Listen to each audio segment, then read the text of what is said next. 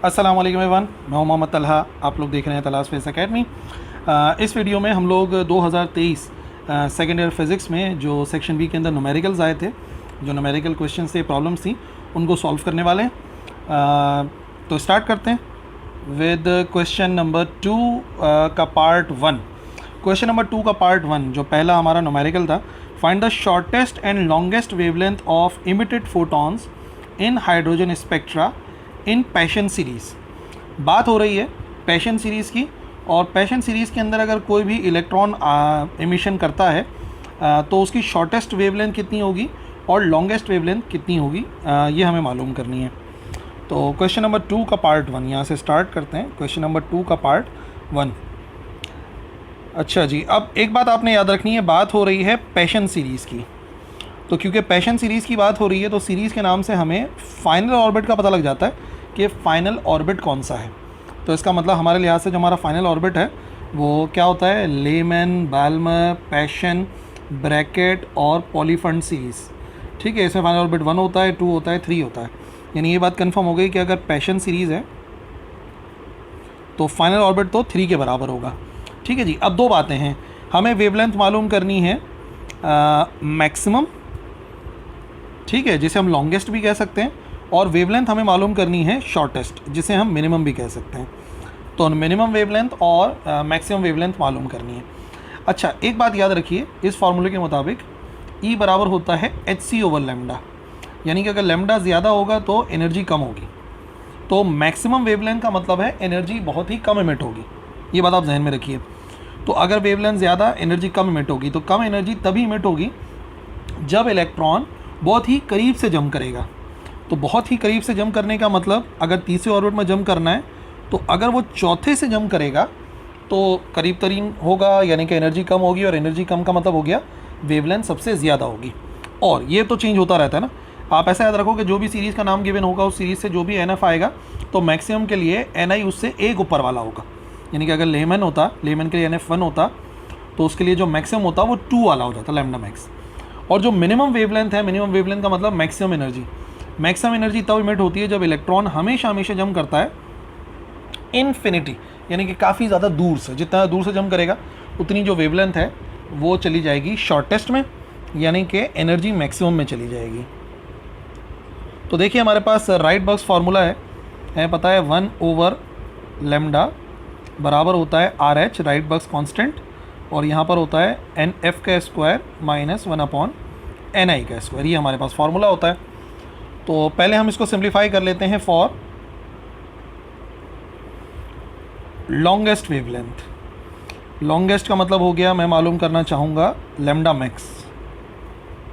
तो लैम्डा के साथ मैक्स का साइन भी लिखेंगे। 1/λ मैक्स बराबर आएगा RH। RH होता है 1.097 10⁻⁷। फाइनल तो कंफर्म तीसरे ऑर्बिट की बात हो रही है, पैशन सीरीज़ की बात हो रही है, और इनिशियल जो है वो 4 के बराबर होगा। तो ये हो जाएगा 1/4 का स्क्वायर। ठीक है, 1.097 10⁻⁷, ये हो जाएगा 1/9 माइनस 1/16, 1/ ये आ जाएगा लैम्डा मैक्स। ठीक है, इसका एलसीएम ले लेते हैं, 1/9 माइनस 1/16। तो 1/9 माइनस का 1/16 ये बराबर होगा कितना, एलसीएम लेंगे तो 1.097 10⁻⁷। आप डायरेक्ट कैलकुलेटर से भी कर सकते हो। ये दोनों को मल्टीप्लाई किया, ये आ गया 144, और ऊपर हो जाएगा 16 माइनस 9। ठीक है, 16 इधर चला गया, 16 1 16, 9 1 9, ये आएगा लैम्डा मैक्स का आंसर। यानी कितना बनेगा, 16 माइनस 9, ये हो जाएगा, पूरा इधर लिख देते हैं, 1/λ मैक्स बराबर आएगा 1.097 10⁻⁷, और ये हो गया 16 minus 9 is equal to 7। 7 over कितना आ रहा था, 7 ओवर आ रहा है 144। तो हमें तो फार्मूला लैम्डा मैक्स का चाहिए, तो रेसिप्रोकल करना पड़ेगा। 144 और डिवाइड में आ जाएगा 1.097 10⁻⁷ इंटू 7। इसको सिंप्लीफाई कर लेते हैं, तो ये हो जाएगा 144 डिवाइडेड बाय 1.097 10⁻⁷ इंटू 7। तो ये हमारे पास आंसर आ जाएगा lambda max is equal to 1.87 10 raise to the power -6 meters. ये हमारे पास मैक्सिमम वेवलेंथ आ रही है in case of Paschen series. Second part shortest के लिए सॉल्व होगा। फॉर शॉर्टेस्ट वेवलेंथ को हमने शो करा था लैम्डा मिनिमम से, तो लैम्डा मिनिमम लिखेंगे, वैसे ही चलेगा। ये हो जाएगा 1 lambda minimum is equal to RH Rydberg's constant 1 NF। Final orbit तो हमें पता है तीसरा ऑर्बिट है, पैशन की बात हो रही है, और इनिशियल ऑर्बिट जो है वो इन्फिनिटी है। अब जैसे कि आप जानते हैं 1/∞ इज इक्वल टू 0 जो डिफाइन हो जाएगा, तो 1 lambda minimum is equal to RH 1.097 10 raise to the power 7 divide by 1/3 है, ये तो पूरा 0 हो गया, ये हो जाएगा 9। यानी कि जब मुझे मिनिमम वेवलेंथ चाहिए होगी तो 9 डिवाइड बाय दिस वैल्यू करना पड़ेगा, 1.097 10 raise to the power 7। So 9 divided by 1.097 10 raised to the power 7, ये हमारे पास आ जाएगा 8.20 10 raised to the power -7। ये आंसर आ गया हमारे पास लैम्डा मिनिमम का। ठीक है, इधर हम रेसिप्रोकल कर चुके थे तो इसको लिखना पड़ेगा लैम्डा मिनिमम। तो देख लो आप, मिनिमम वेवलेंथ जो है वो 10 रेज टू दी पावर -7 आ रही है, और जो मैक्सिमम वेवलेंथ आ रही है वो यकीनन आ रही है 1.86 10 raise to the power -6। Okay, question number 2 का पार्ट 2 तो शॉर्ट क्वेश्चन है जो कि लॉन्ग में भी आ चुका है। तीसरे पार्ट पे आते हैं, ये न्यूमेरिकल है। एक्स रे की वेवलेंथ गिवन है 2.64 10 raise to the power -10 meter. Compton scattering process में इस्तेमाल हो रही है, यानी कॉम्पटन इफेक्ट का फॉर्मूला रहेगा। तो फ्रैक्शनल चेंज मालूम करना है इन वेवलेंथ, जबकि एंगल गिवन है 120 डिग्रीज। डेटा बनाते हैं क्वेश्चन नंबर 2 का पार्ट 3 है ना, यस। ओके, तो क्या क्या चीज़ आ रही है डेटा के अंदर? डेटा के अंदर सबसे पहले हमारे पास आ रहा है एंगल है 120 डिग्रीज। फिर एक्चुअल वेवलेंथ आ रही है, एक्चुअल वेवलेंथ है हमारे पास 2.64 10 raise to the power -10 meter. और फ्रैक्शनल चेंज मालूम करना है, यानी कि delta lambda divide by lambda मालूम करना है।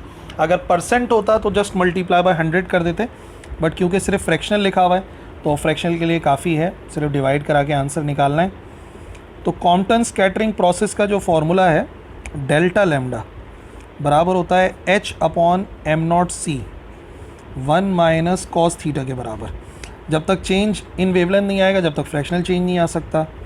H Planck's constant 6.63 10 raise to the power -34 divided by ये हो गया rest mass of electron 9.1 10 raise to the power -31 into speed of light होती है 3 एक्सपोनेंट 8 और 1 - cos 120, इसको फाइंड आउट कर लेंगे। तो पहले इसको सॉल्व कर लेते हैं, जो सारी वैल्यूज़ है ना। 6.63 10 raise to the power -34 divided by क्या क्या वैल्यू है 9.1 एक्सपोनेंट माइनस का 31 और साथ में लिखा हुआ है 3 एक्सपोनेंट 8। अच्छा जी, ये कांस्टेंट टर्म है, कांस्टेंट वैल्यू आप याद भी रख सकते हैं। 2.42 10 raise to the power -12 into, इसको सिंप्लीफाई करना पड़ेगा 1 - cos 120। cos 120 मालूम करेंगे तो ये बराबर आएगा माइनस के 0.5 के, यानी 2.42 10 raise to the power -12 minus minus plus, ये हो जाएगा इनटू 1.5। ये चेंज इन वेवलेंथ आ रहा है, तो हमने क्या करना है 2.42 10 raise to the power -12 into 1.5 करना पड़ेगा। ये हो जाएगा हमारे पास 3.63 10 रेज टू दी पावर -12। ठीक है भाई, ये आया है हमारे पास चेंज इन वेवलेंथ। अब मालूम हमें क्या करना था, मालूम हमें करना था फ्रैक्शनल चेंज। फ्रैक्शनल चेंज का मतलब होता है चेंज डिवाइडेड बाय एक्चुअल करो, तो चेंज डिवाइड बाय एक्चुअल करना है। चेंज की वैल्यू हमने अभी भी निकाली है 3.63 10 raise to the power -12 divide by actual wavelength given थी 2.64 10 रेज टू दी पावर -10। इसको डिवाइड करना है, divide by 2.64 10 raise to the power -10। ये हमारे पास आ जाएगा 0.013। ठीक है, अब ये क्योंकि फ्रैक्शन है तो इतना ही आंसर काफ़ी है। अगर वो कहते कि परसेंट चेंज इन वेवलेंथ निकालना है तो जस्ट हमें क्या करना होता, हमें इसको मल्टीप्लाई बाय 100 करना पड़ता। ठीक है जी, अगले सवाल देखते हैं। 4 जो है क्वेश्चन नंबर 2 का पार्ट 4, ये शॉर्ट क्वेश्चन है। अब आ जाइए क्वेश्चन नंबर 2 का पार्ट 5। हाफ लाइफ का न्यूमेरिकल है, उसकी हाफ लाइफ गिवन है पोलोनियम की 140 डेज़, तो कितनी परसेंट एक्टिविटी डिक्रीज़ होगी पर वीक, ये हमें मालूम करना है। क्वेश्चन नंबर 2 का पार्ट 5। सबसे पहले हाफ लाइफ लिखते हैं। हाफ लाइफ ऑफ पोलोनियम कितनी है, 140 डेज़। तो कितना चेंज आएगा एक्टिविटी के अंदर, जो टाइम गिवन है वो है पर वीक, यानी कि एक वीक के अंदर। ठीक है जी, और कुछ गिवन था, और हमें गिवन हाँ जो मालूम करना है वो है percent change in activity. Percent निकालने के लिए चेंज डिवाइड बाय एक्चुअल, सही है, चेंज डिवाइड बाय एक्चुअल, और फिर उसको करेंगे multiply bye 100।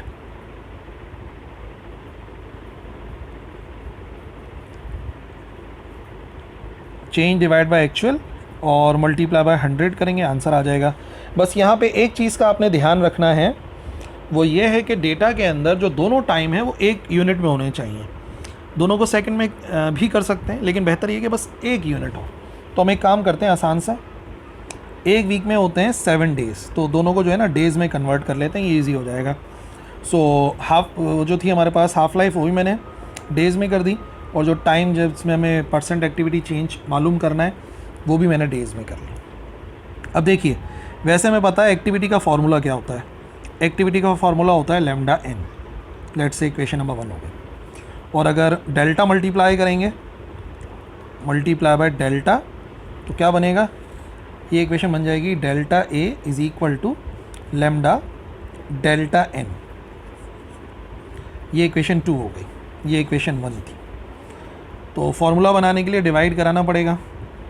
Dividing equation number 2 by equation number 1, 2 को 1 से डिवाइड कराएंगे तो हो जाएगा delta A divide by A, और इधर आ जाएगा lambda delta N divide by lambda N.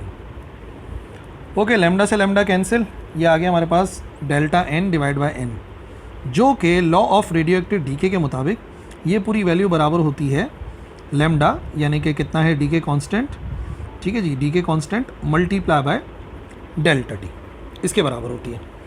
तो इसका मतलब हमें सिर्फ लैम्डा और डेल्टा टी चाहिए। अच्छा, लैम्डा में मालूम तो नहीं है, लेकिन हाँ लैम्डा का फार्मूला ज़रूर पता है।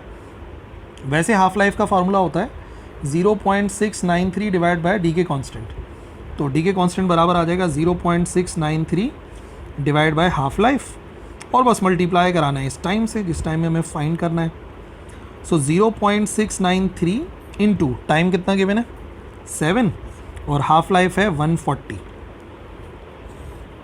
इसको सिंप्लीफाई कर लेते हैं, 7 1 ज़ा 7, और ये हो जाएगा 20, यानी कि 0.693 को हमें सिर्फ डिवाइड कराना है 20 से, तो ये फ्रैक्शनल चेंज आ जाएगा एक्टिविटी में। फिर परसेंट में करने के लिए तो मल्टीप्लाई बाय 100 करा ही देते हैं। 0.693 डिवाइड बाय 20, ये हो गया 0.034, 0.0346, और अगर एक्टिविटी परसेंट चेंज इन चाहिए तो ये हो जाएगा delta A divide by A. Percent का मतलब दिस वैल्यू मल्टीप्लाई बाय 100। तो अगर इस वैल्यू को मैं मल्टीप्लाई कराता हूँ 100 से, तो हमारे पास आंसर आ जाएगा 3.46%। हर हफ्ते इतनी एक्टिविटी जो है पोलोनियम की जो है डिक्रीज़ हो जाती है। ओके, क्वेश्चन नंबर 2 का part 6, calculate the temperature at which the root mean square speed of nitrogen molecule is. Nitrogen molecule की VRMS गिवन है और हमें टेम्परेचर को कैलकुलेट करना है। 2 फार्मूले हैं, दोनों में से किसी को भी यूज़ किया जा सकता है यहाँ पे। क्वेश्चन नंबर 2 का पार्ट 6, क्वेश्चन नंबर 2 का पार्ट 6, तो हमें VRMS गिवन है, VRMS है 33 और कितना था 00 मीटर पर सेकेंड। टेम्परेचर हमें फाइंड करना है, और mass of molecule of nitrogen 28 ग्राम होता है। ठीक है, ये आपको याद होना चाहिए। और डिवाइड बाय 1000 करेंगे ताकि आंसर जो है वो केजी में आ जाए। 28 डिवाइड बाय 1000 0.028 बनेगा, तो ये हो जाएगा 0.028 केजी। ठीक है, ऐसा यूनिट्स में कन्वर्ट करना ज़रूरी है। और फिर आ जाते हैं इसके सोल्यूशन पे। तो VRMS का फार्मूला क्या होता है? VRMS के दो फार्मूले होते हैं, लेकिन मैं ये मोलर मास वाला मालूम करूँगा। ये 1 मोल का मास है ना नाइट्रोजन के, ये बराबर होता है 3RT/m। हम इस फार्मूले को इस्तेमाल करेंगे 3RT/m। वरना अगर KT/m वाला करोगे तो फिर स्मॉल मास जो है वो प्रोटॉन की तादाद से निकालना पड़ेगा। ये थोड़ा सा ईजियर है।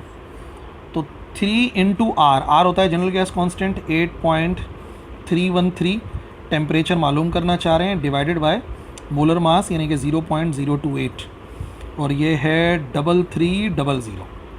Okay, squaring on both sides, इधर 3300 का स्क्वायर होगा, 3300 का स्क्वायर करना है यहाँ पे, तो इसको बड़ी वैल्यू आएगी। आप इसको कर लें 1.089 10⁻⁷ इज़ इक्वल टू, यहाँ से रूट कैंसिल हो जाएगा, 3 × 8.313 × T, और डिवाइड में आ रहा है 0.028। T इज़ इक्वल टू ये बनेगा 1.089 10⁻⁷, इसके साथ मल्टीप्लाई हो जाएगा 0.028, और डिवाइड में आ जाएगा 3 × 8.313 जूल पर मोल केल्विन। ठीक है जी, तो इसको जस्ट सिंप्लीफाई कर लेते हैं। तो हमारे पास सबसे पहले क्या वैल्यू आ रही है? हमारे पास आ रहा है 1.089 एक्सपोनेंट 7, ठीक है, बड़ी वैल्यू आ रही है, into 0.028। Okay, then divide by this value 3 × 8.313, इसको सिंप्लीफाई कर लेते हैं तो ये हो जाएगा 12,226.6 केल्विन। ठीक है, अगर केल्विन में इतना टेम्परेचर हो जाता है तो जो रूट मीन स्क्वायर स्पीड है हाइड्रोजन मॉलिक्यूल की वो बराबर हो जाएगी 3300 मीटर पर सेकेंड। ठीक है, ये आंसर होना चाहिए हमारे पास। नेक्स्ट क्वेश्चन नंबर 677 जो है वो थ्योरेटिकल क्वेश्चन है। 8 भी ऐसे ही है। 9 जो है वो न्यूमेरिकल है। एक पार्टिकल है जिसका चार्ज गिवन है, उसका मास गिवन है, उसको हेल्ड किया गया है motionless between 2 horizontal parallel plates जो कि 5 सेंटीमीटर दूर हैं। तो हमें मालूम करना है potential difference between the plates के दरमियान का पोटेंशियल डिफरेंस। क्वेश्चन नंबर 2 का पार्ट 9, क्वेश्चन नंबर 2 का पार्ट 9। तो हमारे पास पार्टिकल का मास है, पार्टिकल का चार्ज है, मास है, पार्टिकल का चार्ज है, डिस्टेंस बिटवीन प्लेट्स है, पोटेंशियल डिफरेंस मालूम करना है। ठीक है जी, सबसे पहली बात 3.2 10⁻⁻19, 3.2 10⁻⁻19 कूलम। मास है 2.48 10⁻⁻27 kg। ओके जी, 5 सेंटीमीटर अपार्ट, 5 सेंटीमीटर्स यानी कि 5 डिवाइडेड बाय 100, तो ये हो जाएगा हमारे पास 0.05 मीटर्स। ठीक है जी, सब कुछ आ गई। अब कंडीशन क्या गिवन है? कंडीशन ये गिवन है कि वो मोशनलेस है between 2 horizontal parallel plates. Let say ये हो गई एक पैरेलल प्लेट जिसके ऊपर हमने ऊपर नेगेटिव चार्ज डाला। ठीक है, इसके ऊपर नेगेटिव चार्ज डालेंगे, ये आ गया नेगेटिव चार्ज, और नीचे जो हमने हॉरिजॉन्टल प्लेट रखी है इसके ऊपर हम डालेंगे पॉजिटिव चार्ज। और ये चार्ज जो है, जो सेंटर में वेट तो इसे डाउनवर्ड ले जाना चाह रहा होगा, लेकिन जो हमारी इलेक्ट्रोस्टैटिक नेगेटिव की अट्रैक्शन है या पॉजिटिव की रिपल्जन है वो ऊपर की तरफ अप्लाई होगी। तो अगर ये कह रहे हैं कि ये मोशनलेस है, तो मोशनलेस का मतलब ये हो गया according to the given condition, जो इलेक्ट्रोस्टैटिक फोर्स है वो बराबर होगी वेट के। वेट बराबर होता है mg के, और इलेक्ट्रोस्टैटिक फोर्स किसके बराबर होती है? Q × E के, क्योंकि इलेक्ट्रिक इंटेंसिटी बराबर होती है फोर्स पर यूनिट चार्ज, इस वजह से ये आ गया। ठीक है जी। फिर अगर इलेक्ट्रिक इंटेंसिटी का फॉर्मूला निकालें तो वो होता है delta V divide by delta R, change in potential divide by R. तो क्यू तो एज इट इज़ रहेगा, ई की जगह पे हम वोल्टेज लिखेंगे क्योंकि हमने उसको वी का नाम दिया है, डेल्टा वी का नहीं दिया, डिवाइड बाय, और डिस्टेंस को आर के बजाय डी से शो करा है तो इधर भी डी लिखेंगे, एम जी हो जाएगा। अब अरेंजमेंट हो गई, बस जो है ना अलग कर लो, वोल्टेज हमें मालूम करना है, वोल्टेज को अलग कर लेते हैं, M G D divided by क्या आ जाएगा, क्यू आ जाएगा, वी अलग हो गया, ठीक है ना, डी इधर जाके मल्टीप्लाई हो गया, क्यू जाके डिवाइड हो गया। वैल्यूज़ पुट करते हैं, मास कितना था, मास था 2.48 10 raise to the power -27, value of G 9.8, D हमने कन्वर्ट कर लिया था 0.05, ओके, डिवाइड बाय क्यू की value 3.2 10 raise to the power -19। तो बस कैलकुलेटर के अंदर वैल्यूज़ पुट करनी है, 2.48 एक्सपोनेंट -27 इंटू 9.8 इंटू 0.05, और फिर इस वैल्यू को डिवाइड कराना है हमारे पास 3.2 10 रेज टू दी पावर -19 से। यह आ गया हमारे पास वोल्टेज, और वोल्टेज आ रहा है हमारे पास 3.79 10 raise to the power -9 volts. इतने वोल्टेज हम अप्लाई करेंगे तो ये चार्ज जो है वो मोशनलेस हो सकता है इन प्लेट्स के दरमियान में। ठीक है जी। अगला सवाल देखते हैं। क्वेश्चन नंबर 10 भी थ्योरी का क्वेश्चन है, 11 भी थ्योरी का क्वेश्चन है, 12, 13, 14 तीन न्यूमेरिकल बचे हैं। पहले 12 देखते हैं। Find the speed at which the mass of particle will be doubled. वो स्पीड मालूम करें जिसमें पार्टिकल का मास जो है वो डबल हो जाता है। क्वेश्चन नंबर 2 का पार्ट 12, क्वेश्चन नंबर 2 का पार्ट 12, हमें स्पीड मालूम करनी है जिस स्पीड के ऊपर जो मास है वो डबल हो जाता है, यानी कि जो मास है वो ट्वाइस हो जाता है उसके रेस्ट मास के। अब क्योंकि रिलेटिविटी आ रही है यहाँ पे, मास की मास डबल हो जाए किसी स्पीड से, तो स्पेशल थ्योरी ऑफ रिलेटिविटी का पोस्टुलेट इस्तेमाल करेंगे, मास वेरिएशन वाला, 1 minus V square over C square. हमें वी की वैल्यू चाहिए, तो गिवन कंडीशन क्या थी, एम की जगह पर आएगा ट्वाइस ऑफ एम नॉट, ये भी आ गया M naught under root 1 minus V square over C square. M naught से एम नॉट कैंसिल, इसको रीअरेंज कर लेते हैं, रीअरेंज करेंगे तो ये हो जाएगा इधर आकर 1 minus V square over C square, और ये हो जाएगा 1/2। अब इस स्क्वायर को ख़त्म करना है पहले ताकि v बाहर आ सके, squaring on both sides, 1 minus V square over C square is equal to 1/4। Rearrange करो, 1 minus 1/4 is equal to V square over C square. 1 minus 1/4 बराबर होता है 3/4 के, V square over C square. Rearrange करा तो वी स्क्वायर के साथ आ गया 3/4 सी स्क्वायर, और स्क्वायर रूट लेते हैं ताकि हमारे पास वी का आंसर आ जाए, taking square root on both sides, तो हो जाएगा वी, ठीक है, 3 के साथ रूट आ जाएगा, 4 का स्क्वायर रूट 2 होता है, और c की जगह पे c आ जाएगा।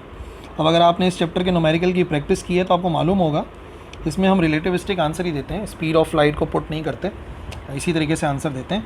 तो अगर तो स्पीड जो है वो बराबर हो जाए अंडर रूट 3/2 टाइम्स c के, तो फिर जो है वो मास डबल हो जाएगा किसी भी पार्टिकल का।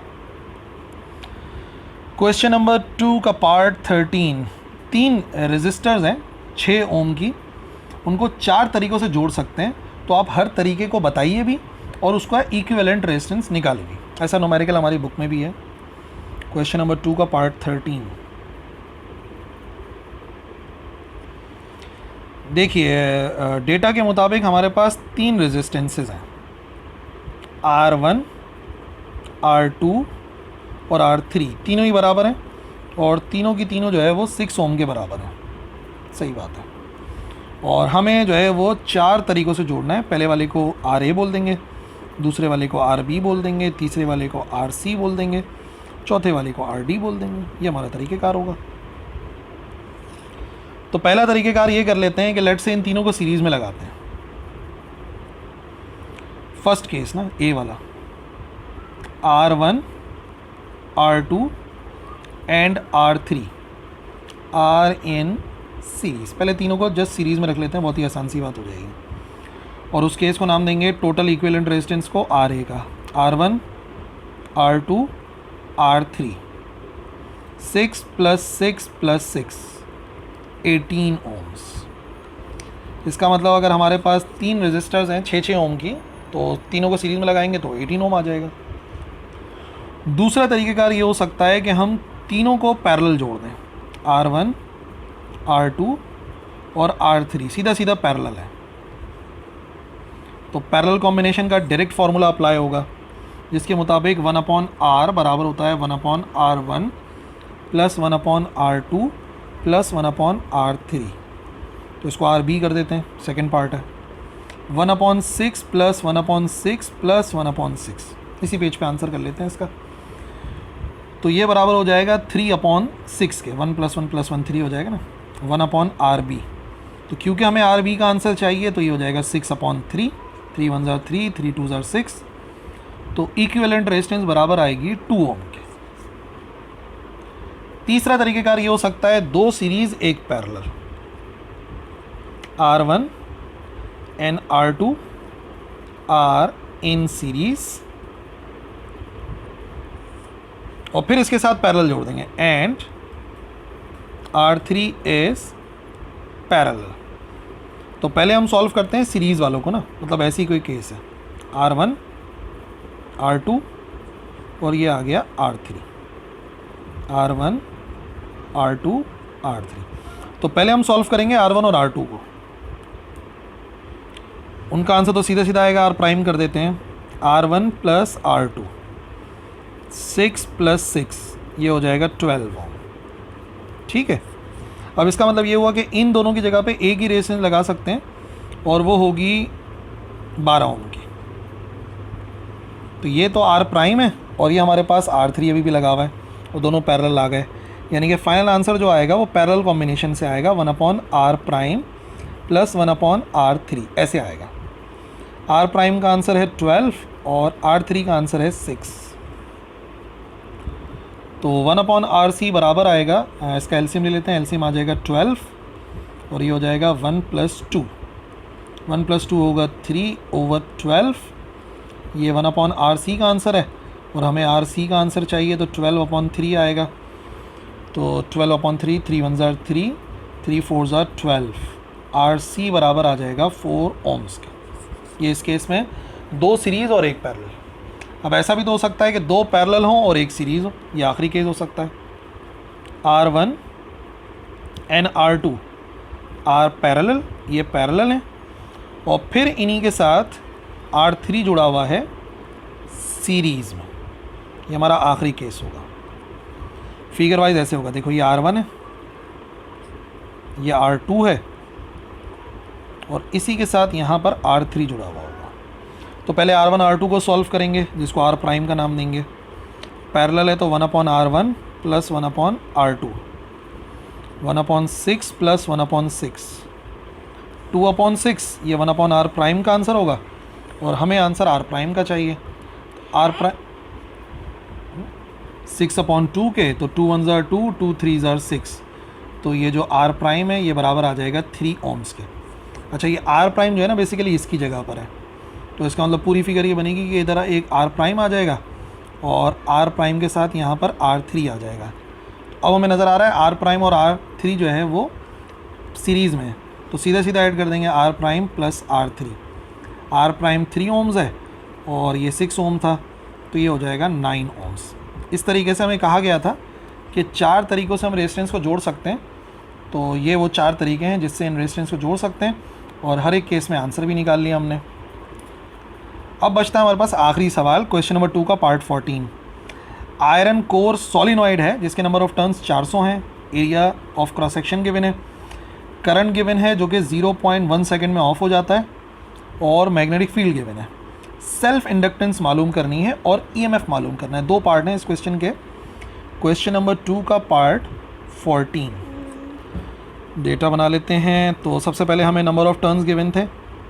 नंबर ऑफ़ टर्न्स कितने हैं? नंबर ऑफ़ टर्न्स है हमारे पास 400। Area of cross section, area of cross section हमें गिवन है 4 सेंटीमीटर स्क्वायर। इसको ज़रा ध्यान से कन्वर्ट करना, मीटर स्क्वायर में जाने के लिए 2 मरतबा डिवाइड बाय 100 करना पड़ेगा आपको, थोड़ा ध्यान रखना है इसको ना। तो ये हो जाएगा 4 एक्सपोनेंट माइनस 4 मीटर स्क्वायर।